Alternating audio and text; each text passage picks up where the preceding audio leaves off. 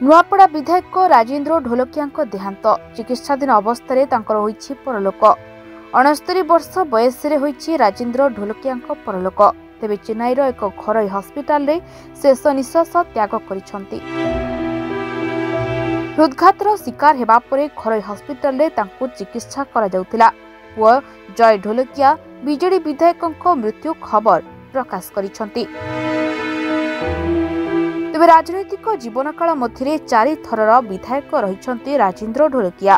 2004 रे स्वाधीन भावे विधायक निर्वाचित होइतिले। ଏହା ପରେ 2009, 2019 ଏବଂ 2024 ରେ बीजेडी टिकेट रो जीति विधायक होइतिले। बीजेडी विधायक देहांत खबर सुनी शोक व्यक्त करिसंती मुख्यमंत्री मोहन माझी। से social media handle X ray post share करी कहिसंती नुआपड़ा विधायक तथा पूर्वतन मंत्री राजेन्द्र ढोलकिया देहांत विषय जानी अत्यंत दुखित।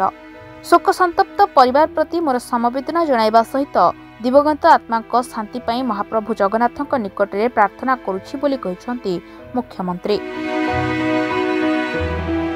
सेपरि विरोधी दल नेता तथा बीजेडी सभापति नवीन पट्टनायक मध्य बीजेडी विधायक राजेन्द्र ढोलकिया देहांत को शोक व्यक्त करिसंती। से कहिसंती बिजु जनता दलर वरिष्ठ राजनेता नुआपड़ार विधायक तथा पूर्वतन मंत्री राजेन्द्र ढोलकिया देहांत विषय जानी मु गभीर दुखित। दलर संगठन को मजबूत करने सह लोकंक हक पई स्वर उठाइबारे से सबु बेले आगरे थिले। तांको वियोग दल पई एक अपूरणीय क्षति। जनसेवारे तांकर कार्य सबु बेले स्मरणीय रहिबो।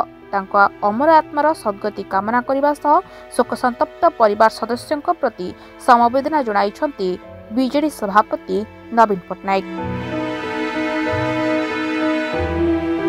पीसीसी सभापति भक्तचरण दास मध्य दिवंगत आत्मार सद्गति कामना करिसंती। से सोशल मीडिया एक्स रे लिखिसंती जे दीर्घ दिन धरी असुस्थ रहिबा परे नुआपड़ा विधायक राजेन्द्र ढोलकिया परलोक खबर सुनी म अत्यंत दुखित। ए परिवार और परिजन प्रति समवेदना जणाइछंती पीसीसी सभापति भक्तचरण दास।